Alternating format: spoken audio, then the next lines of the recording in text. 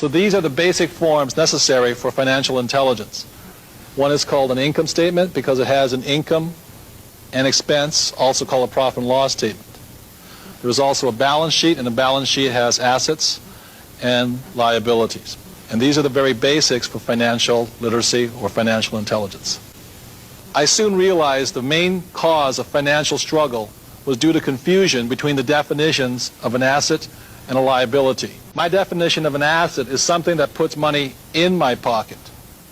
And my definition of a liability is something that takes money out of my pocket. The most important thing about being financially literate is understanding a thing called cash flow.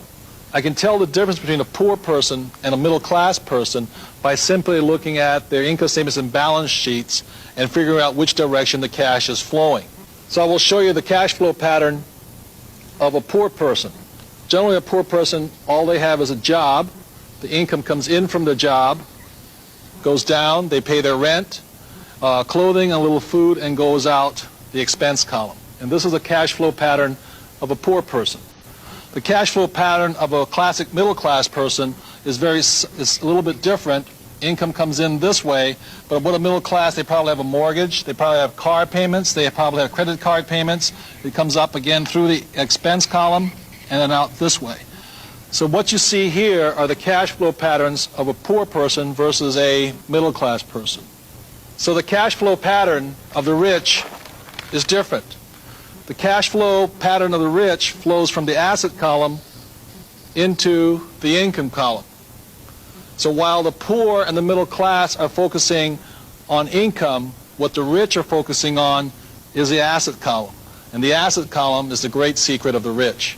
So for those of us who weren't born rich and what we have is a job, every time money comes in, this is the point of choice.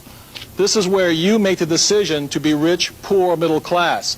If when this dollar comes in and you take the dollar out this way, then it's your decision. If you go and buy yourself a new t-shirt, cappuccino, a new lunch, then you're choosing to expense it right out. You're choosing to be a poor person. If instead, when you get a pay raise or more money, what you do is you go and buy a bigger house, a new car, or you take a vacation on your credit card, then what you are choosing to do then is to be a middle class person. And if you choose, instead, when the money comes in and you choose to put it in the asset column, then you make that decision to be rich, poor, middle class. By putting in the asset column, at this point, you're choosing to be a rich person.